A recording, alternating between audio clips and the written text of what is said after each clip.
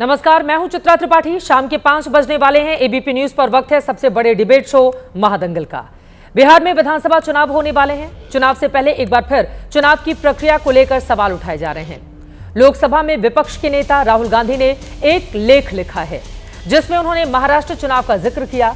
राहुल गांधी का आरोप है कि महाराष्ट्र के चुनाव में बड़े पैमाने पर धांधली की गई, फर्जी वोटर बनाए गए, फर्जी वोटिंग करवाई गई। राहुल गांधी का यह भी आरोप है कि जहां बीजेपी के हार की आशंका होती है वहां फिक्सिंग होती है और बिहार में भी ऐसा ही होगा। राहुल गांधी पहले भी चुनाव आयोग पर गंभीर सवाल उठाते रहे हैं। महाराष्ट्र चुनाव को लेकर राहुल गांधी और कांग्रेस पार्टी के सभी आरोपों को चुनाव आयोग खारिज भी कर चुका है। बीजेपी कह रही है कि लगातार हार की वजह से कांग्रेस पार्टी इस तरह के आरोप लेकर सामने आ जाती है। भारतीय जनता पार्टी का यह भी सवाल है कि जहां कांग्रेस या विरोधी जीत जाते हैं वहां चुनाव आयोग का काम ठीक होता है, हार होते ही चुनाव आयोग में खामी नजर आने लगती है। अब सवाल यह है कि जब चुनाव आयोग ने सभी आरोपों को नकार दिया, फिर चुनाव से ठीक पहले इस तरह के आरोप लगाने के पीछे मंशा क्या है? क्या ऐसे आरोपों से वोटरों में भ्रम की स्थिति नहीं होगी? क्या दुनिया का सबसे बड़ा लोकतंत्र बदनाम नहीं होगा? या फिर राहुल गांधी जो आरोप लगा रहे हैं वास्तव में उनके आरोपों में दम है? कई ऐसे सवाल हैं जिसको लेकर करने वाले हैं बड़ी चर्चा, लेकिन उसके पहले वार पलटवार देखिए।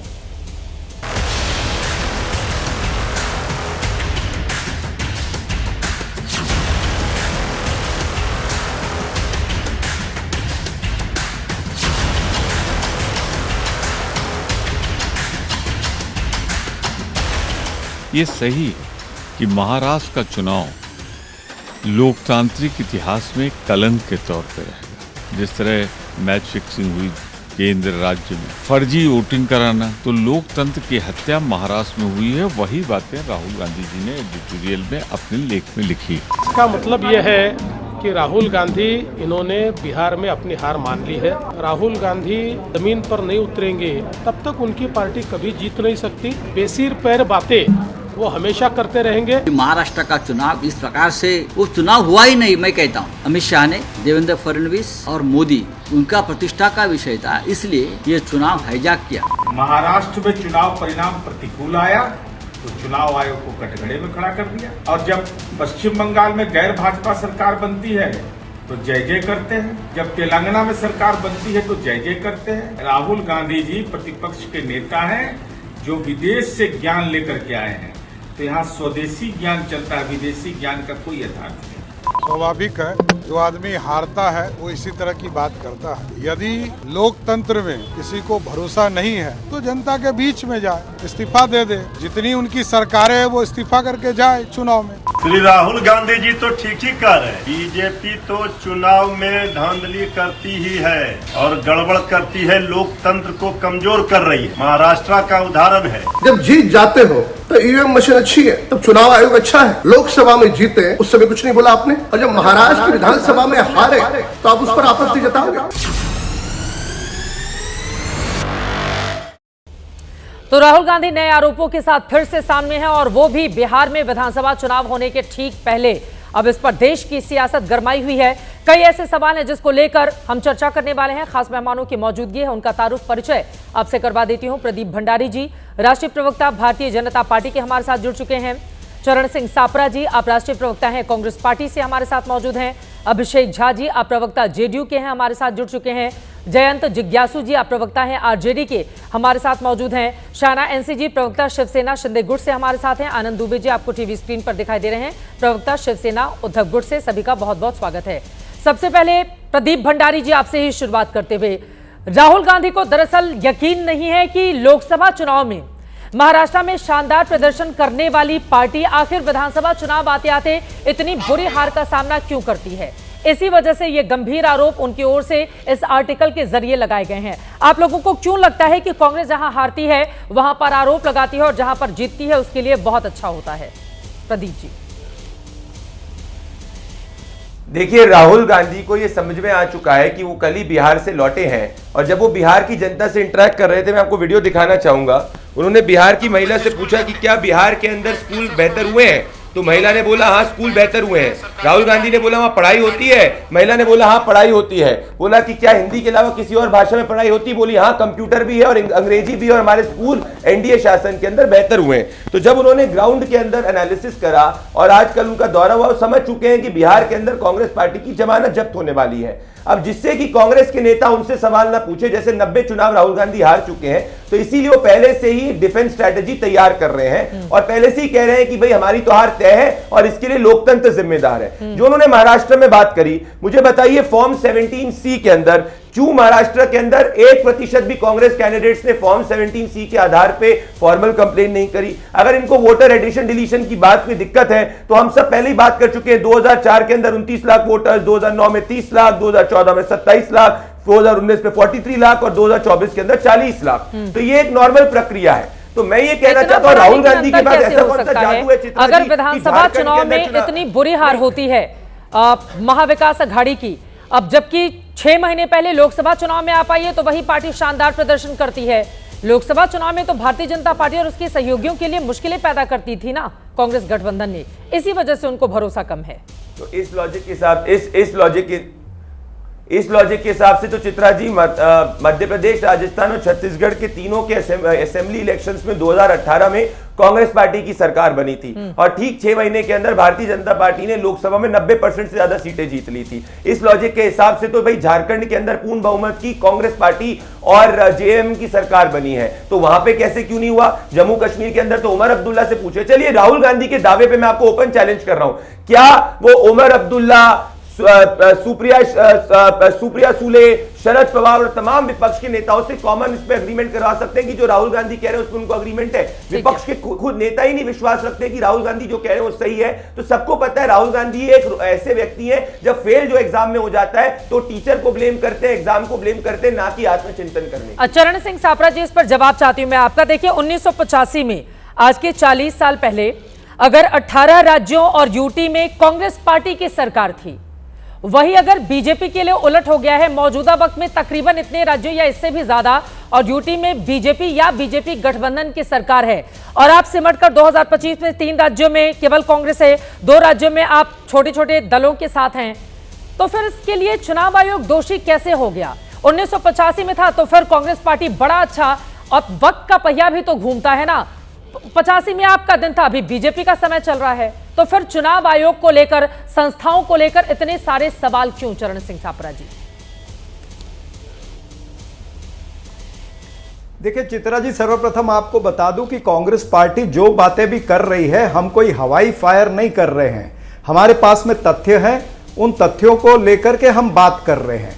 जब हमें नजर आ रहा है कि चुनाव आयोग, जो निर्वाचन आयोग है, उसकी निष्पक्षता पर हम सवाल क्यों उठा रहे हैं हमको, क्योंकि उसमें नजर आ रहा है पत्र व्यवहार हुआ है उनके साथ में। निष्पक्षता पर सवाल इसलिए उठ रहा है क्योंकि अभी हाल ही में क्या हुआ, देखिए हरियाणा के चुनाव भी हमने देखे, हमने जितने पत्र निर्वाचन आयोग को लिखे थे उन्होंने एक का भी हमको जवाब नहीं दिया।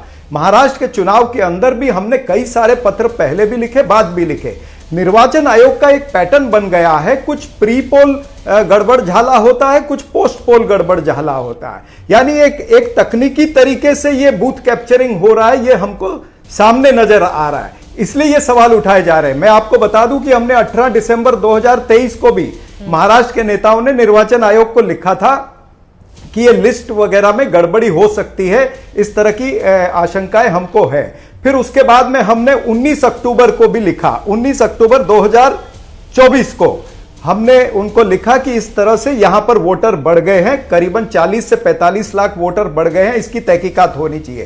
कोई तहकीकात नहीं हुई। अच्छा, हमारी बात छोड़ दिए, 17 अक्टूबर 2024 को एक रजिस्ट्रेशन ऑफिसर तुलजापुर का, ये तो सरकारी आदमी है ना, उसने एफआईआर दर्ज कराया तुलजापुर में, धराशिव पुलिस स्टेशन में, मैं नाम के साथ दे रहा हूं, और उसने यह दर्ज कराया कि यहां पर गड़बड़ झाला हुआ है, यहां पर वोटर जो है वो बल्क में ऐड होते जा रहे हैं, मुझे इसके ऊपर ऑर्डर चाहिए, लेकिन उसके ऊपर कोई कार्रवाई नहीं हुई है। तो ये तमाम सारी चीजें हैं। और जब हम देखते हैं तो कि अगर आप 5 साल का देखें तो 31 लाख वोटर ऐड होते हैं। चरण सिंह सापरा साहब, जैसा प्रदर्शन एनडीए का रहा है महाराष्ट्र में, नहीं, उसी दिन देखिए, रिजल्ट आए थे झारखंड देखिए, में, और झारखंड में देखिए, झारखंड चित्रा मुक्ति जी, मोर्चा कांग्रेस की सरकार, तो इन लोगों को चित्रा फिर जी, झारखंड भी जीत लेना चाहिए था अगर यही फॉर्मूला चल रहा है इस देश में। तो चित्रा जी, और वहां पर तो नहीं, कांग्रेस नहीं, की भी सरकार नहीं देखिए, थी, वो वहां तक फॉर्मूला तो झारखंड में झारखंड चला मुक्ति नहीं मोर्चा चला, की सरकार थी।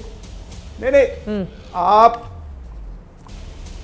चित्रा जी, आप मेरी बात सुनेंगी? जी बोलिए बोलिए। सुनिए, झारखंड और महाराष्ट्र का कंपैरिजन नहीं हो सकता, क्योंकि महाराष्ट्र के अंदर हमारे पास में तथ्य है, हमारे पास पत्र व्यवहार है, हमारे पास ये नजर आ रहा है कि 5 साल पहले 5 वर्षों में 41 लाख वोटर ऐड होता है और 5 महीने के अंदर 5 सालों में 31,000 होता है और 5 महीनों के अंदर 41,000 वोटर ऐड होता है। ये हमने निर्वाचन आयोग को भी लिख के दिया है, लेकिन उन्होंने उसके ऊपर कोई उत्तर नहीं दिया है। और उसके बाद में अगर एडल्ट पॉपुलेशन देखेंगे तो 9 करोड़ 54 लाख है, लेकिन वोटर देखेंगे निर्वाचन आयोग की लिस्ट के हिसाब से तो 9 करोड़ 70 लाख है। भाई ये कैसे हो सकता है? इसके ऊपर भी सवाल पूछा हमने। हाँ। फिर फिर हमने ये भी देखा कि जो एक प्रोविजनल डेटा होता है, एक फाइनल डेटा होता है, तो प्रोविजनल डेटा और फाइनल डेटा के बीच में कभी भी 1% या 1.5% से ज्यादा फर्क नहीं आता है। ठीक है, लेकिन अभी हम देख रहे हैं कि 8% महाराष्ट्र के अंदर 7.8% आया है। ठीक है, नहीं सुन लीजिए, अब सुन लीजिए पूरा, 7.8% महाराष्ट्र में फर्क आया है, कई कई सीटों पर 10% तक गया है। तो ये प्रोविजनल डेटा और फाइनल डेटा के अंदर चुनाव आयोग के ही डेटा में अगर 10% का 8% का फर्क आएगा तो सवाल तो पूछे जाएंगे। ठीक है, भाई आपने इतने सवाल वोटर पूछा है, अगर मैं जवाब आए दे देती 5 हूं। बजे ठीक के है। बाद में अगर आए हाँ। तो करीबन प्रदीप भंडारी जी, नहीं, सुनिए इतने ना, वोटर्स अभी कहां से? पूरा अरे सुन मैं लीजिए। यहाँ पर एक तरफा ज्ञान नहीं ले 12,000 सकती ना, बाकी मैं लोग भी डायरेक्ट इंतजार कर रहे एलिगेशन- हैं। हाँ, मैं- जो विपक्ष की मैं- सबसे नहीं, बड़ी ज्ञान पार्टी है नहीं, उसके आप नेता भी इसको जुड़े ज्ञान हुए नहीं, हैं। अगर ठीक है आप सर, ज्ञान की दर्शकों को बात नहीं दिखाने है, आइए चरण ना सिंह सापरा तो साहब। सुन लीजिए ना मेरी बात। अब आप ही हाँ, की मैं बात 10 में सेकंड, सुनती 10 रहूंगी सेकंड तो का बाकी ज्ञान और लोगों को दूंगा, 10 विंडो में सेकंड का ज्ञान। सजावट के लिए तो मैंने नहीं बुलाया है सापरा साहब। नहीं, मैं 10 खाली 10 सेकंड बोलिए, खाली 10 बोलिए, सेकंड बोलिए, लेना बोलिए। चाहूंगा कि 12,000 बूथ, 1 लाख बूथ में से 12,000 बूथ को टारगेट किया गया, 85,000 कॉन्स्टिट्यूएंसीज को टारगेट किया गया। ये हम सब ने लिखित रूप से दिया हुआ निर्वाचन आयोग को। निर्वाचन आयोग इस पे उत्तर क्यों नहीं देता? और हाई कोर्ट ने जब निर्णय दिया कि कुछ फुटेज 5 बजे के बाद की देनी चाहिए, तो फिर क्यों केंद्र सरकार ने अपना कानून ही चेंज कर दिया और कानून चेंज करके कह दिया कि ये फुटेज देने का प्रावधान अभी नहीं है? तो ये यहां से नजर आता है ना कि गड़बड़ झाला हुआ है। केंद्र सरकार ने कानून चेंज किया, निर्वाचन आयोग हमारे पत्रों का जवाब नहीं देता है। गड़बड़ झाला जो हुआ है वो जवाब दे। बोलिए प्रदीप जी, जल्दी से आप जवाब दीजिए, फिर बाकी लोगों के पास जाऊंगी। प्रदीप भंडारी जी। चित्रा जी, मैं इनकी फेक न्यूज इस तरीके से एक्सपोज करता हूं। देखिए, 19 जनवरी को ये राहुल गांधी कहते हैं कि भैया 1 करोड़ फर्जी वोटर है। 3 फरवरी को कहते नहीं 1 करोड़ नहीं 70 लाख फर्जी वोटर है। फिर 7 फरवरी को कहते नहीं 70 लाख नहीं 39 लाख फर्जी वोटर है। तो 15 दिन के अंदर हर दिन राहुल गांधी कहते हैं कि भाई फर्जी वोटर कितने, उनको खुद को ही नहीं पता कि आंकड़ा कितना है। दूसरी बात, ये रहा 24 दिसंबर 2024 को चुनाव आयोग ने इनके सभी सवालों का जवाब दिया और पूछा कि फॉर्म 17C जब हर कैंडिडेट को मिलता है तो उसके तहत 1% भी कांग्रेस कैंडिडेट ने क्यों नहीं ऑफिशियल कंप्लेन करी। ये हरियाणा की बात करें, हरियाणा के कांग्रेस के खुद नेता कह रहे हैं कि आपसी गुटबाजी की वजह से हमारे। और मुझे बताइए चित्रा जी, उस लोकसभा चुनाव में महाराष्ट्र में हमारी सीटें कितनी कम हुई? तो उस वक्त हम नहीं रिगिंग कर पाए इनके लॉजिक के हिसाब से, असेंबली में कर दिया। चलो मैं ओपन चैलेंज करता हूं, बताओ छापरा साहब कौन से चुनाव रिग होने वाले हैं आपके लॉजिक के हिसाब से? राहुल इसी वक्त बताओ चित्रा जी के शो पे, और चित्रा जी आप डॉक्यूमेंट करिएगा। इनके हिसाब से कह रहे हैं, इनका ही लॉजिक है ना, ये कह रहे हैं कि भाई बिहार के अंदर जो है घपले होने वाली है। इंसाफ लिखवा लीजिए अभी कौन से चुनाव के अंदर घपले होने वाले नहीं होने वाला है। बिहार तो बता ही रहे ना, बिहार को लेकर आशंका जता दी गई है। बिहार को लेकर आशंका जताई गई है, बिहार को लेकर। अरे बिहार तो हारने वाले, वो तो कल गए ना बिहार में और जनता ने जमानत जब्त करने की सामने दे दी। ठीक है, मैं बिहार के मेहमानों के पास आऊंगी, उसके पहले सापरा जी जल्दी से आप जवाब ले लीजिए। तो बिहार में भी गड़बड़ी होने वाली है सापरा साहब, बिहार में भी? नहीं, देखिए, ये भारतीय जनता पार्टी को, ये प्रवक्ताओं की ये फितरत है, कुछ भी आंकड़ों की जगलरी करते हैं। कहीं राहुल गांधी जी ने बदलाव नहीं किया है। अगर 76 लाख वोटर अगर निर्वाचन आयोग ने कहा है कि एक्स्ट्रा वोटिंग हुआ है, इसीलिए हम कह रहे हैं, बीच में मत बोलिए ना। चित्रा जी ऐसी डिबेट करोगे क्या? चित्रा जी ऐसे इनको बोलिए ना, बारी बारी बोलेंगे ना, आपके दर्शकों को भी सुनाई देगा। अपनी बारी बारी बिहार में भी गड़बड़ी होने वाली है सापरा साहब। देखिए, बारी बारी बोलिए, मेरे सामने कैमरा नहीं है। आप बोलिए। नहीं, मैं, हाँ सुनिए, 76 लाख वोटर जो है वो वोटिंग एक्स्ट्रा हुई है, इसीलिए तो 8% आया है। ये तो निर्वाचन आयोग का डेटा भाई, राहुल गांधी जी का डेटा नहीं है। हम तो ये कह रहे हैं कि 5 साल में जितने ऐड हुए उतने 5 महीने में कैसे ऐड हुए। आपका सवाल महत्वपूर्ण है। चुनाव आयोग की ये जिम्मेदारी भी है कि जब विपक्षी पार्टी इतनी बड़ी पूरे मामले को लेकर इस तरह के आरोप लगाती है तो वो समय समय पर आकर इसका जवाब देती रहे। ठीक है, लेकिन सापरा साहब सिर्फ आपकी जानकारी के लिए, उसके बाद मैं बिहार के मेहमानों के पास जाऊंगी। आपको पता है, एक सेकेंड, आपको पता है सापरा साहब आखिरी बार बिहार में कांग्रेस के मुख्यमंत्री कब तक रहे थे? 1990 तक। यूपी जैसे बड़े राज्य में सिर्फ उन्हीं राज्यों का जिक्र करूंगी जहां पर अगले 1-2 साल में चुनाव होने हैं। उत्तर प्रदेश में आपके आखिरी बार मुख्यमंत्री बने थे नारायण दत्त तिवारी 1984 में। पश्चिम बंगाल में आपको पता है 53 साल पहले कांग्रेस पार्टी का मुख्यमंत्री बना था 1977 में, उसके बाद से नहीं कोई बना। अगर आप इस तरह के आरोप मौजूदा वक्त पर लगाएंगे, आप झांक कर देखिए खुद के भीतर कि अलग अलग जगहों पर आप लगातार पिछड़ते हुए चले गए और बीजेपी उस समय नहीं थी। और बीजेपी को थोड़ी देर के लिए मैं किनारे कर दूं, आप जो रीजनल पार्टियां हैं, बंगाल में तो है नहीं बीजेपी, बंगाल में आप रीजनल पार्टियों से पिछड़ गए। 77 के बाद आप नहीं बना पाए अपनी सरकार। बिहार में, बंगाल के अलावा बिहार में आप रीजनल पार्टियों से पिछड़ गए। जवाब मैं खाली 10 सेकंड में दूंगा। नहीं, आप बिल्कुल 1 मिनट में दे लीजिए, लेकिन ये जो ठीकरा फोड़ देना है ना चुनाव आयोग पर, सर अपने आप को पहले ठीक करना होगा। और चरण सिंह सापरा जी एक और आरजेडी के मेहमान बने हुए हैं, मैंने रिपोर्टिंग की थी 2020 के इलेक्शन में। मैं आपको बता देती हूं, अगर कांग्रेस पार्टी को आरजेडी ने जितनी सीटें दी थी लड़ने के लिए चुनाव, कांग्रेस पार्टी अगर आरजेडी जैसा भी परफॉर्म कर ली होती तो फिर तेजस्वी यादव के मुख्यमंत्री बनने का रास्ता साफ हो गया था 2020 में। आपकी बुरी परफॉर्मेंस की वजह से उनके सपनों पर ग्रहण लग गया था। 19 सीटें मिली थी आपको। चित्रा जी, 3 चीजें कहता हूं। अगर निर्वाचन आयोग इतनी निष्पक्ष है और ये सरकार निष्पक्षता से चुनाव करा रही है तो पहले ये बता दें कि इन्होंने वो इलेक्शन कमिश्नर के जो चुनने के जो रूल है वो क्यों बदली किए। चीफ जस्टिस ऑफ इंडिया को उसमें से निकाल करके होम मिनिस्टर डाल दिया, एक बात। दूसरी बात, जब मुंबई की हाईकोर्ट ने कहा कि फुटेज दे दीजिए तो वो फुटेज क्यों नहीं दे रहे? बीच में बोलने की जरूरत नहीं। हाईकोर्ट द्वारा कहा गया तो भी आप फुटेज क्यों नहीं दे रहे? ये बात है, यहां से नजर आता है। और एपिक नंबर डुप्लीकेट होने की बात तो इलेक्शन कमीशन ने एग्री करी है। एपिक नंबर डुप्लीकेट कैसे हो गए भाई? उसी इलेक्शन कमीशन की ओर से कहा जा रहा है ना कांग्रेस के आरोप झूठे हैं, कांग्रेस के ये वाले आरोप झूठे हैं, वही इलेक्शन कमीशन ये भी कह रहा है। प्रश्न तो पूछे जाएंगे ना भाई, लोकतंत्र है, ये क्या कोई ठोकतंत्र थोड़ी चल रहा है? अब ये ठोकतंत्र है, लोकतंत्र है। जब कांग्रेस पार्टी की उतने ही राज्यों में सरकार थी 1985 में, तब तो कांग्रेस पार्टी को बड़ा अच्छा लगता था। उसी सवाल पे आऊंगी। अभी बीजेपी का विस्तार हो गया है तो फिर अभी चुनाव आयोग ही सवालों के घेरे में है। सर ये चित भी मेरी, पट भी मेरी, गजब हाल है आप लोगों का। लेकिन ठीक है, सवाल पूछना विपक्ष का काम है और जवाब देना सरकार का काम है। चुनाव आयोग की ये जिम्मेदारी है कि वो निष्पक्षता को साबित करे। ये बिल्कुल सही बात है, मैं आपकी बात से सहमत हूं।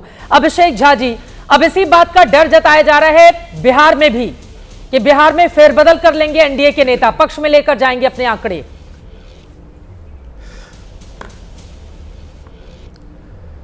मुझे लगता है कि कांग्रेस पार्टी की और खासकर राहुल गांधी जी की स्थिति, चित्रा जी, ऐसी हो गई है कि एक विद्यार्थी जब परीक्षा से पहले पढ़ता नहीं है और उसको मालूम होता है कि उसने मेहनत नहीं की है तो परीक्षा में फेल हो जाएगा, तो परीक्षा के पूर्व वो बहाने बनाता है कि भाई मेरे घर रिलेटिव्स आ गए थे, मेरी सेहत खराब हो गई थी, मैं पढ़ नहीं पाया, टीचर्स ने मुझे ठीक ढंग से नहीं पढ़ाया। और कुछ विद्यार्थी उससे भी एक स्टेप आगे होते हैं कि परीक्षा देकर आते हैं और कहते हैं कि परीक्षा में मैं बहुत बेहतर करूंगा, अव्वल रहूंगा।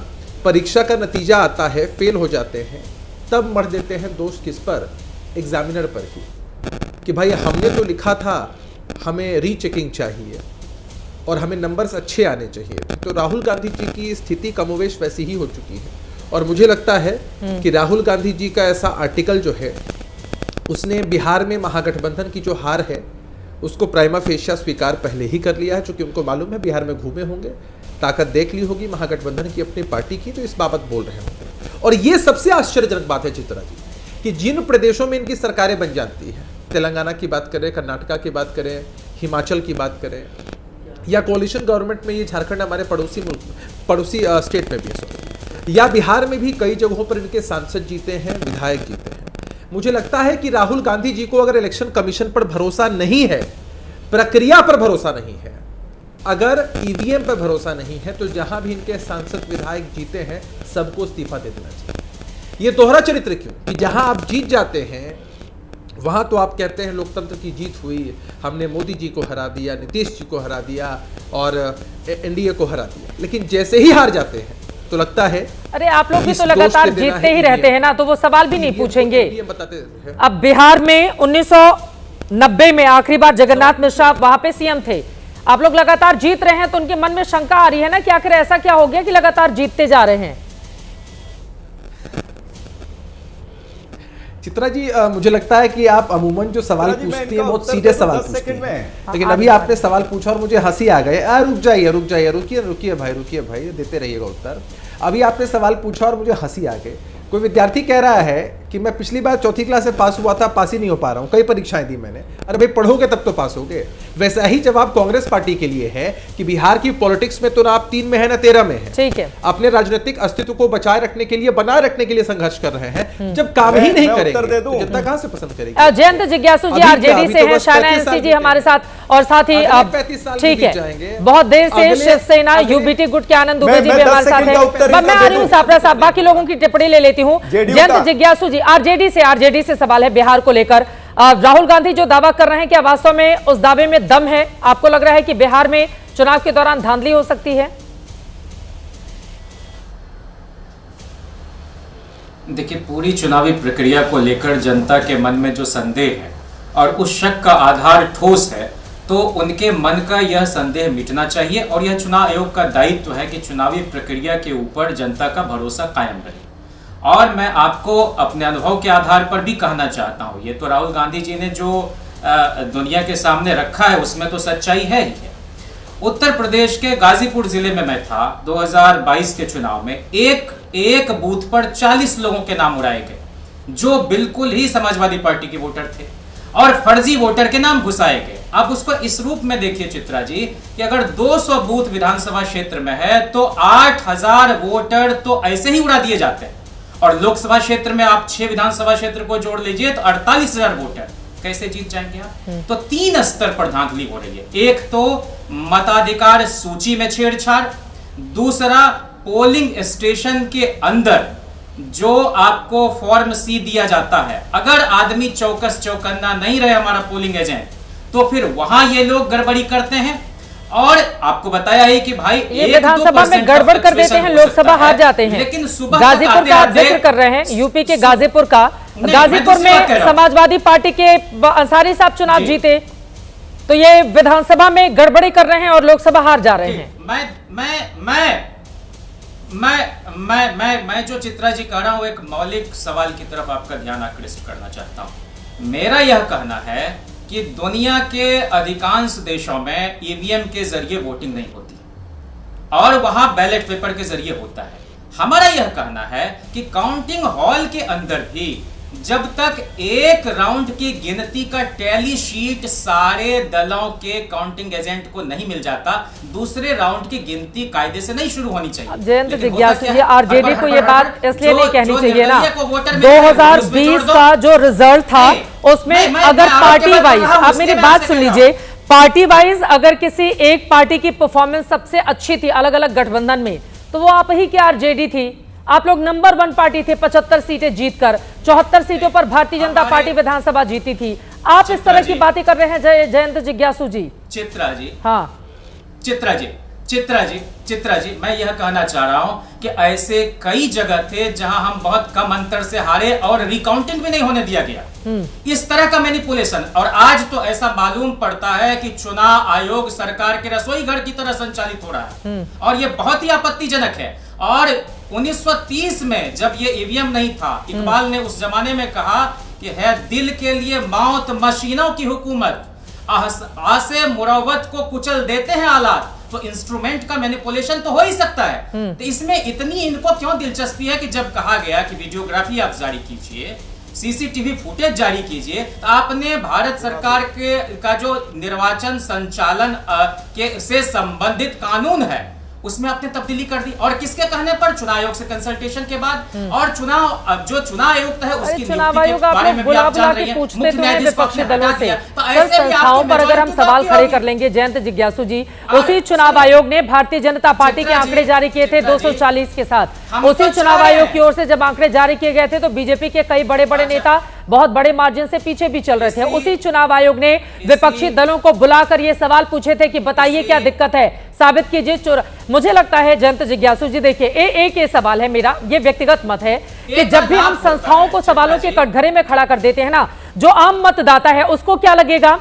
उसको ये लगेगा कि सब कुछ फेक हो रहा है, सब कुछ गलत हो रहा है, अब हमको वोट डालने जाना ही नहीं चाहिए। तो हम मतदाताओं में भ्रम की स्थिति पैदा कर देंगे, जो कतई ठीक नहीं हो सकता है। मैं ये जानकारी दे रही हूं, अगर मैं सिर्फ पर्टिकुलर बिहार की बात करूं, आप सबसे बड़ी पार्टी थे कांग्रेस पार्टी। मैंने खुद कहा लेफ्ट दलों को 30 सीटें मिली थी, आपके गठबंधन में कांग्रेस पार्टी को 19 सीटें मिली थी। कांग्रेस पार्टी अगर आरजेडी की तरफ परफॉर्म कर लेती तो फिर आप लोगों की स्थिति वो नहीं होती विपक्ष में बैठने वाली। तो पहले खुद के भीतर झांक के, इसीलिए आप लोग अब कांग्रेस पार्टी को आंखें में दिखा रहे हैं कि पिछले बार की जितना आपको हम नंबर भी नहीं देंगे इस बार। चित्रा जी, और चुनाव आयोग को बेवजह आप लोग कटघरे में लेकर आ रहे हैं, कि यही सच बात है? चित्रा जी, हम इस बात से खुशफहमी में नहीं आते कि हम सबसे बड़े दल हैं। हाँ। और हमारे घटक दल का प्रदर्शन कैसा रहा। हमें इस बात पर आपत्ति है कि 2019 के चुनाव में पाटलिपुत्रा लोकसभा क्षेत्र में ईवीएम की ढुलाई जो हो रही थी वो बच्चों के द्वारा किया जा रहा था। हाँ। ये चुनाव आयोग के निर्देश का उल्लंघन। और उसी पाटलिपुत्र में फिर जीतती है ना मीसा भारती, उसी पाटलिपुत्र में फिर जीतती है मीसा भारती। अगर मैं गलत हूं मुझे करेक्ट कीजिए। उसी पाटलिपुत्र में जीती है ना मीसा भारती। अरे तो 24 के ही तो महाराष्ट्र चुनाव की बात हो रही है। अब देखिए एक मैं बताऊं आपको, दरअसल दिक्कत क्या हो गई है। आप मुझे कहीं भी विधानसभा का हिंदी बेल्ट का आंकड़ा देंगे, मैं आपको बता दूंगी कि वहां पर दिक्कत क्या है। आपने गाजीपुर का दिया, आपने पाटलिपुत्र का दिया। पाटलिपुत्र से मीसा भारती रामकृपाल यादव जो मंत्री रहे हैं उनको हराया है, और फिर आप कह रहे हैं चुनाव आयोग में बड़ी गड़बड़ी हो गई, वो आके हराई जा रही है। ये चित भी मेरी पट भी मेरी कैसे चलेगी? जल्दी से 2 लाइन में बात पूरी कीजिए। आनंद दुबे जी, शाहनवाज जी, मैं आ रही हूं आपके पास। बोलिए बस बहुत जल्दी। चित्रा जी, मैं आपके साथ पहली बार डिबेट में शामिल हो रहा हूं। मेरा यह कहना है कि सिवली विधानसभा क्षेत्र में टोटल पोल्ड वोट जो है और टोटल काउंटेड वोट जो है उसमें कैसे अंतर आ गया? और इसकी पूरी की पूरी प्रेजेंटेशन धर्मेंद्र जी ने चुनाव आयोग को दी। लाखों वोटरों के नाम उड़ाए गए। समाजवादी पार्टी के अध्यक्ष अखिलेश यादव जी ने चुनाव आयोग को उन सभी लोगों के नाम चुनाव आयोग में आपत्ति के साथ दिए कि कैसे इन लोगों के नाम उड़ा दिए गए। और दूसरा, हम चाहे जीतें या हारें, हमारा यह कहना है कि बैलेट पेपर के साथ चुनाव होना चाहिए। सर आप बिहार से आते हैं, बैलेट पेपर में आपको पता है, मैं दर्शकों की जानकारी के लिए बता दूं, अगर बिहार के ये जो युवा चेहरे हैं ना, वो बैलेट पेपर के जरिए बोलेंगे कि नहीं बैलेट पेपर के जरिए यहाँ पर चुनाव कराया जाए, तो दर्शकों की जानकारी के लिए मैं बता दूं कि पहली बार जब बूथ लूटे गए थे ना, वो बिहार का ही एक हिस्सा था। और बैलेट पेपर लूट की तस्वीरें सबसे ज्यादा इस देश में अगर कहीं से सामने आई हैं, वो बिहार ही है। हमारे दर्शक चेक कर सकते हैं। और बिहार के युवा चेहरे अगर कहेंगे कि बैलेट पेपर लेकर आइए तो बड़ी हैरानी होगी। 140 करोड़ की आबादी में कितने दिनों तक आप चुनाव कराते रहिएगा? और उसके बाद बूथ लूट की घटनाएं बहुत ज्यादा दिन पुरानी ये बात नहीं है। लेकिन आनंद दुबे जी, अब मैं आपके पास आते हुए, ट्रांसपेरेंट होना चाहिए, पारदर्शी होना चाहिए व्यवस्था में, सहमत हो आनंद दुबे जी? तो इसी वजह से आप लोग पिछड़ गए आनंद दुबे जी, राहुल गांधी जो आरोप लगा रहे हैं, वरना स्थिति कुछ और रहती। चित्रा जी नमस्ते। चित्रा जी, विषय ऐसा है कि जो सरकारी संस्थाएं हैं, वो ईडी हो, सीबीआई हो, इनकम टैक्स हो और चाहे चुनाव आयोग हो, उसमें आपके और हमारी तरह इंसान ही काम करते हैं। तो इंसान अगर काम करते हैं तो भगवान तो होते नहीं, उनसे गलतियां भी होती हैं, उनसे सुधार भी होता है। अगर पूरा विपक्ष ये कह रहा है कि चुनाव आयोग में त्रुटियां हैं, चुनाव आयोग कहीं कहीं लापरवाही करता है, चुनाव आयोग कहीं कहीं सरकार के अधीन काम करता है, तो ये सरकार का विषय है ही नहीं। ये चुनाव आयोग को अपनी सुधार करने की जरूरत है।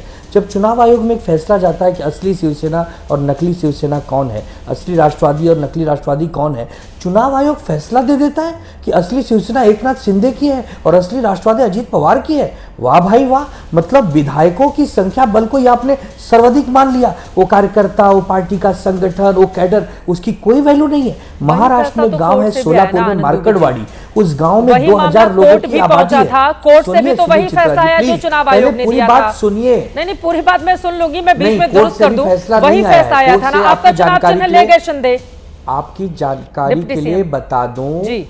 आपकी जानकारी के लिए बता दूं कि सुप्रीम कोर्ट में मामला अभी पेंडिंग है, इसका फैसला नहीं आया है। हाँ। इतना आपकी जानकारी के लिए बता लेकिन दूं। चुनाव तो तो खैर, उस शिंदे पर बाद गुट में ने बात ही करूंगा। तीर धनुष पर एक लड़ा हमारे था यहाँ ना, वो तो आपके हाथ से चला गया था, वरना स्टे ऑर्डर आ जाता कि नहीं अरे दोनों में से मैं- कोई अरे इस्तेमाल नहीं मैं करेगा। उसकी बात नहीं कर रहा हूँ, मैं कह रहा हूँ कि असली पार्टी कौन है।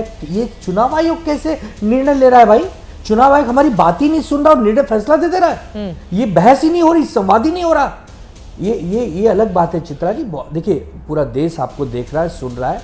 हमारे महाराष्ट्र में गांव है सोलापुर में मार्कड़वाड़ी, वहाँ पे 2000 नागरिक मतदाता है। वो कह रहे हैं कि हमारे यहाँ जो 1000 पोलिंग हुई है 50%, उसमें 900 वोट हमने महाविकास आघाड़ी को डाला है, लेकिन वहाँ पे 800 वोट पड़ गए हैं बीजेपी को। पूरा का पूरा गांव सड़क पर आ गया। उन्होंने कहा बैलेट पेपर पे चुनाव होने चाहिए, पूरा प्रशासन लग गया, प्रशासन घबरा के चुनाव नहीं होने दिया। इसका मतलब कहीं ना कहीं त्रुटि है। आप मत मानिए, आप इस समय सत्ता में हैं, ताकत में हैं, मत मानिए, लेकिन राहुल गांधी जी अगर कुछ कह रहे हैं कि हाँ त्रुटियां हैं, उसको समझाइए। महाराष्ट्र में विधानसभा के चुनाव में 70 लाख के करीब मतदाता बढ़ गए। लोकसभा चुनाव में और विधानसभा चुनाव में केवल 6 महीने का गैप था। अब बताइए 70 लाख मतदाता बढ़ जा रहे हैं, वो 5 साल में नहीं बढ़ते और यहाँ 4 महीने में बढ़ जा रहे हैं। और हम सवाल न पूछें, हम आपकी जी हुजूरी करें, आपका गुलाम बन जाए, तब आप कहेंगे तो बहुत अच्छे भक्त लोग हैं, बड़े अच्छे अंधभक्त हैं। तो हमें नहीं बनना है भैया, हम सवाल पूछते जाएंगे। हम विपक्ष में बैठे हैं, 10 साल लगे, 20 साल लगे, सत्ता में ना आए चलेगा, लेकिन अगर ये कहें कि हम आंख बंद कर लें, कान बंद कर लें, गुलाम बन जाए, कई बार मुंह से कही गई बातें सच भी साबित हो जाती है। ये 10 साल 20 साल वाला ये थोड़ा ज्यादा हो जाएगा। ऐसी बातें नहीं कहनी चाहिए, कुछ बातें सच भी हो जाती है कभी कभी। ठीक है, अब नहीं कहनी चाहिए, लेकिन देश सेवा तो, राष्ट्र सेवा तो बिना सत्ता में भी रह के हम कर सकते हैं ना। ऐसा तो नहीं कि उसके लिए कि सत्ता में ही आना हेम केम प्रकटम, आपको सत्ता चाहिए। ये मोदी साहब को मुबारक हो, अमित शाह जी को मुबारक हो, वो लोग चुनाव के लिए बने हैं और चुनाव में ही जाते रहते हैं, जीतते रहते हैं, उन्हीं को मुबारक हो। लेकिन हाँ, जो सही है उसको सही कहूंगा, जो गलत है उसे गलत कहूंगा। जब बात मेरे देश की होगी तो सरकार के साथ खड़ा हो जाऊंगा।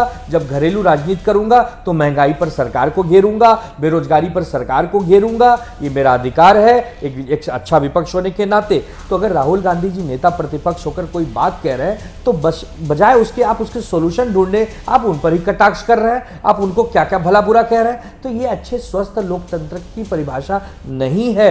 कौन जीतेगा, कौन हारेगा, नीतीश बाबू कितना अच्छा काम कर रहे हैं, कितनी बार अल्टी पल्टी होते रहता है मामला, ये सबको पता है। इसमें कोई बहुत ज्यादा प्रकाश डालने की आवश्यकता नहीं है। लेकिन हाँ, ये जरूर है कि महाराष्ट्र के विधानसभा चुनाव में धांधली हुई थी। वो धांधली हम नहीं बता पा रहे हो किसी कमी के कारण, वो हमारी कमी होगी। लेकिन ऐसा नहीं है कि पूरी की पूरी महाविकास आघाड़ी 50 सीट पार न कर पाए और महायुति 200 के पार पहुंच जाए। बार बार लोगों के मन में है कि 3 पार्टियां मिलकर भी 50 पार नहीं कर पाएंगी। यही बात इन लोगों को ज्यादा खटक रही है। शायना एनसी जी, ऐसा क्या आप लोगों ने कर दिया कि मतलब बिल्कुल की, और आपकी पार्टी ने तो कमाल का ही प्रदर्शन कर दिया। बिल्कुल शायना एनसी जी। चित्रा जी, सर्वप्रथम ये आर्टिकल राहुल गांधी ने लिखा ही नहीं, क्योंकि वो ही नहीं समझ पाएंगे कि उन्होंने लिखा क्या है। उनकी सोच के बारे में छोड़िए, भारत के नागरिक क्या सोचते हैं, अंतर्राष्ट्रीय स्तर पे भी वो एक ही लाइन जताते हैं कि भारत को असम्मानित करें। अभी पॉइंट बाय पॉइंट अफसोस होता है कि आनंद दुबे जी को ये बोलना पड़ता है कि 20 साल हम नहीं आएंगे, शायद कभी नहीं आएंगे सरकार में। इससे स्पष्ट है कि दुबे जी डूब गए और उनकी पार्टी भी डूब गई।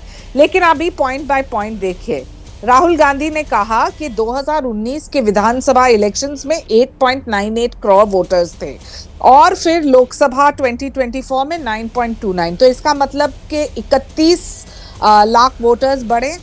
आनंद जी, आपके आंकड़े ही पहले गलत हैं। लोकसभा से विधानसभा के बीच में जो 40 लाख वोटर्स बढ़े हैं, जो फर्स्ट टाइम वोटर्स आए हैं, बल्कि हमें अभिनंदन देना चाहिए इलेक्शन कमीशन को, क्योंकि उन्होंने प्रैक्टिसेस इतने स्ट्रीमलाइन किए हैं, उन्होंने इतने प्रोसेसेस जो है पब्लिक डोमेन में किए हैं, जहां उन्होंने हैकाथॉन किया, हर एक पार्टी को बुलाया, दिखाया कि कैसे वोटर रोल्स में कैसे सीसीटीवी फुटेज रहता है, कैसे आंकड़े के साथ साथ सबूत, ताकि हमारा प्रजातंत्र बढ़े और ज्यादा ताकतवर बने। इनको अफसोस किस बात की हो रही है कि जो वोटिंग परसेंटेज 2009 में 59% था, 2014 में 63% था, 2019 में 61% था, तो 2024 में 66% क्यों? अभी आप मुझे बोलिए, ये कोई डिबेट भी है क्या? जब आप जीते लोकसभा के इलेक्शन 2024 में, तब बहुत ही अभिनंदन आपको, और कांग्रेस पार्टी और महाविनाश अघाड़ी ने देखो क्या जादूगर किया। और जब वो हारते हैं तो उनको बहुत आपत्ति होती है। जब इलेक्शन कमीशन अपना काम करती है, सीसीटीवी फुटेज पब्लिक डोमेन में है, तो लोगों को गुमराइए मत। जो 40 लाख वोटर्स बढ़े हैं इस प्रदेश में और बार बार बढ़ेंगे, तो ये बहुत ही अच्छी बात है। जो लोग जागरूक होकर बाहर आके वोट कर रहे हैं, तो बहुत ही अच्छी बात है। और बार बार उनके पूरे आर्टिकल में आप देखेंगे तो उन्होंने एक एग्जाम्पल दिया, बोला है कि 12,000 बूथ में 85 कंस्टिट्यूंसीज पे देखिए भारतीय जनता पार्टी को कितने वोट्स मिले हैं। अरे मैं पूछना चाहती हूँ कि जो लोकसभा से विधानसभा के निमित्त जो लाड़की माजी मुख्यमंत्री लाड़की बहन योजना है, या फिर जो पेंशन स्कीम्स है सीनियर सिटीजन्स के लिए, कृषि क्षेत्र के लिए जो इंश्योरेंस मिला है, जो पैसा मिला है फार्मर्स को, ये सब लाभार्थी जो मैं आ रही हूँ आपके पास, बाहर वोट ठीक है। एक बार आनंद दुबे जी जवाब देंगे, उसके बाद सामने सामने आ रही हूँ फौरन आपके पास। प्रदीप भंडारी जी, उसके बाद आपके भी पास आ रही हूँ। बोलिए आनंद Dubey ji.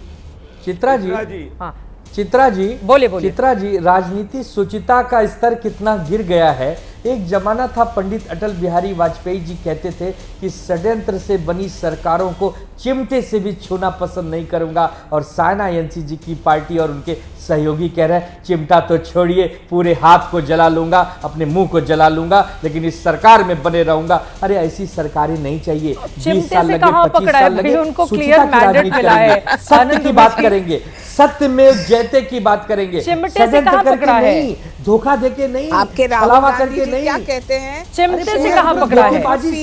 CCTV footage of voting at polling station कैसे चलेगा कि जीते तो सिकंदर और हार गए तो आपको देगी। इलेक्शन कमीशन के पास जाइए तो आपके पास सबूत भी नहीं है, इसलिए बेबुनियादी आरोप लगा रहे हैं। मुरली मनोहर और बेबुनियादी आरोप लगाना एक बार चलता है, बार बार नहीं चलता है। जैसे अंग्रेजी में कहावत है, you can't fool all the people all the time. चलिए ठीक है, आगे बढ़ते हुए सापरा साहब आप जवाब देंगे, उसके बाद प्रदीप भंडारी जी मैं फौरन आपके पास आ रही हूँ। सापरा साहब, एक एक करके उन्होंने बहुत सारे आरोप लगाए हैं कांग्रेस पार्टी के ऊपर, शान एनसी जी ने। हाँ चित्रा जी, देखिए ऐसा है, विपक्ष या राहुल गांधी जी क्या मांग रहे हैं? यही मांग रहे हैं कि लेवल प्लेइंग फील्ड होना चाहिए। अगर mother of democracy manipulated democracy हो जाएगी तो क्या हम सवाल भी नहीं पूछ सकते? अब चित्रा जी, मैं आपको आंकड़ों के साथ में बात करना चाहूंगा, मैं जुमले और रेटोरिक नहीं बोलना चाहूंगा। आपको मैं लोकसभा की याद दिलाता हूं। लोकसभा के आंकड़े निर्वाचन आयोग ने कितने लेट दिए थे? 11 दिन लेट दिए थे। और प्रोविजनल फिगर और फाइनल फिगर के बीच में कितना अंतर था? 1,07,00,000 वोट का अंतर था। अगर आप 543 कॉन्स्टिट्यूएंसी से डिवाइड करेंगे तो 28,000 वोटर बन जाता है। इसका जवाब इलेक्शन कमीशन ने आज तक नहीं दिया जो कांग्रेस पार्टी ने उनको पूछा। अब मैं महाराष्ट्र के आंकड़ों पर आता हूं, क्योंकि शायना एनसी ने बहुत सारी महाराष्ट्र की बात की है। मैं आपको बता दूं, ऐसे 9 जिले हैं महाराष्ट्र के अंदर जिसमें प्रोविजनल फिगर और फाइनल फिगर में 8 से 9% का या 10% का अंतर आया। मैं 3 जिलों की खाली बात करता हूं। अहमदनगर में 12 सीटें थी, 5 बजे कितना प्रतिशत था? 61.95। 11:30 बजे 71.73। कितना फर्क आया? 9.78। अहमदनगर में बीजेपी 10 सीटें जीती, कांग्रेस 2 सीटें जीती। जलगांव के अंदर टोटल 11 सीटें, 5 बजे 54.69, 11:30 बजे 64.42। सर कुछ काम तो चुनाव आयोग को भी कर लेंगे, ऐसे कई जगहों पर होता है सापरा साहब, ऐसे कई जगहों पर होता है। देखिए पूरी डिटेल का टाइम नहीं है ना मेरे पास। एक बड़ी खबर आ रही है, उसके बाद मैं आपका जवाब ले लूंगी। बड़ी खबर, राहुल गांधी के बयान पर जेपी नड्डा ने पलटवार किया है। बीजेपी के अध्यक्ष की ओर से कहा गया है राहुल का लेख झूठ फैलाने का ब्लूप्रिंट है। बार बार हार की हताशा में राहुल गांधी इस तरह के आरोप लगते हैं। आत्ममंथन की जगह राहुल का साजिश का आरोप है। ये आत्ममंथन नहीं करते बल्कि साजिश का एक एंगल लेकर आ जाते हैं। राहुल तथ्य आंकड़ों को नजरअंदाज करते हैं। बिहार में भी कांग्रेस बुरी तरह से पराजित होगी। लोकतंत्र को ड्रामा नहीं सच की जरूरत है, ये कहा है जेपी नड्डा ने। सापरा साहब मेरे साथ में मेरे आंकड़े मुझे बोलने दीजिए चित्रा जी ना, मैं विनंती करता हूं, आपके दर्शक देख रहे हैं, मैं विनंती करता हूं। देखिए अब आप उसके बाद आ रही हूं कोल्हापुर पे, टाइम दीजिएगा। कोल्हापुर में कितनी सीटें हैं सुनिए, कोल्हापुर में 10 सीटें, 5 बजे कितना था 67.97, 11:30 बजे 76.25, डिफरेंस कितना 8.28। बीजेपी 9 सीटें जीती, कांग्रेस 1 सीटें जीती। सर अब मैं पूरी डिटेल इतनी चर्चा नहीं कर पाऊंगी, मेरे पास उतना ही समय है जितना कि आपके बराबर। मुझे प्रदीप भंडारी ये बातें चुनाव आयोग को समझाइए, कोर्ट जाइए, ये पूरे आंकड़े आपके पास तथ्य हैं, कोर्ट जाइए और कहिए कि बीजेपी ने चुनाव आयोग के साथ मिलकर षड्यंत्र रचा है। प्रदीप भंडारी जी पार्टी की आवाज को कितना ही दबा दें, मैं आंकड़े लेके चित्रा जी की आवाज कम करिए, मैं कुछ सुन रहा था। मैं नहीं दबा सकता। प्रदीप भंडारी जी बोलेंगे। भंडारी साहब, चित्रा जी आप मेरे आंकड़े भी सुनने को तैयार नहीं है। ये चित्रा जी क्लोज करना है। चित्रा जी को बोलिए शांत रहेंगे, ये तरीका सही नहीं है। नहीं बोलेंगे, पूरे प्रवचन नहीं दे सकते कांग्रेस नहीं बोलेंगे। ये इतने बड़े भंडारी जी चित्रा जी को कुछ बोलना है चित्रा जी, ये इतने बड़े झूठे हैं, ये इतने बड़े झूठे हैं, ये इतने बड़े झूठे हैं। अरे चुप रहिए आप। जनता को एलर्जी है महाराज, आंकड़े ये बता रहे हैं। जनता पार्टी को एलर्जी क्यों है? 2 घंटों में उतना ही स्पेस आपको दिया है जितना कि प्रदीप भंडारी जी को। अब तो आप प्रदीप भंडारी को बोलने भी नहीं दे रहे हैं। अभी तो प्रदीप भंडारी आपकी बात सुन रहे थे, उनको बोल तो लेने दे। उन्होंने बड़ा धैर्य दिखाया आपके बोलते समय प्रदीप भंडारी जी, वरना वो आगे की बुलेटिन में आपसे बदला लेना शुरू कर देंगे। सर झूठी में आप ही को नुकसान हो जाएगा। बोले प्रदीप भंडारी जी क्लोजिंग कमेंट। बताओ मैं कह रहा हूँ, मैं चरणजीत सिंह छात्रा को पूरे शो में नहीं बोलने दूंगा, मैं ये मैं बोलने नहीं दूंगा। ये कर रहे हैं, मैं बोलूंगा 2024 के अंदर ये इतने बड़े झूठे हैं। पहली बात, जितनी जिलों की इन्होंने बात करी, किसी भी कांग्रेस के कैंडिडेट ने फॉर्म 17C के हिसाब से ऑफिशियल कंप्लेंट नहीं करी। Point number 1। पॉइंट नंबर 2, इतने बड़े झूठे, 5 बजे तक महाराष्ट्र में वोटिंग नहीं चली थी, 6 बजे तक वोटिंग चली थी। Point number 2। पॉइंट नंबर 3, 2024 के लोकसभा इलेक्शंस और असेंबली में वोटिंग जो वोटर एडिशन में डिफरेंस था 4.26%। 2009 के अंदर भी डिफरेंस था 4.13%। 2009 में कांग्रेस की लोकसभा में सरकार थी और असेंबली में थी। 2024 के अंदर जो है लोकसभा में हमारे आंकड़े कम हुए थे और असेंबली में हमने पूर्ण बहुमत करी, तो डिफरेंस जो है सेम हुआ है 4% का। दरअसल दिक्कत यह है, राहुल गांधी चुनाव हार चुके हैं। He wants to fight the Indian state, इसीलिए वो जनता के वर्डिक्ट को नहीं स्वीकारते। जो लोग जाना चाहते हैं पोस्टल बैलेट पे, ये देखिए पोस्टल बैलेट से बंगाल में चुनाव हुआ था, पेटियां लेके लोग भागे थे और कलकत्ता हाईकोर्ट ने बोला था रूल ऑफ लॉ नहीं है। 40 बार ये लोग गए थे हाईकोर्ट, 40 बार ये सुप्रीम कोर्ट और हाईकोर्ट गए ईवीएम के ठीकरे पे और कहा कि लेकिन हम आपको काश भगवान मुझे इतना ताकत दे दे कि मैं जिसको भी सपोर्ट करूं वो जीत जाए। सापरा साहब, भगवान करे आपकी जुबान पे सरस्वती जी बैठी हो कि मैं जिसको सपोर्ट करूं वो जीत जाए, लेकिन लोकतंत्र में ऐसा होता नहीं है।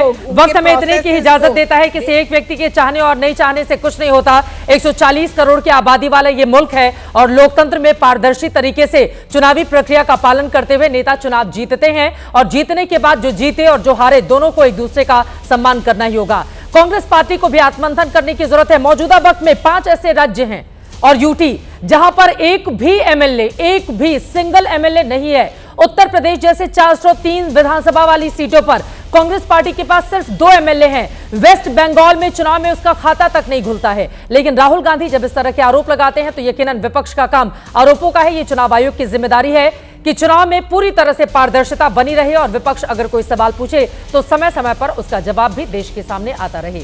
अभी के लिए दीजिए महादंगल में इजाजत। देश और दुनिया की तमाम खबरों के लिए आप देखते रहिए एबीपी न्यूज।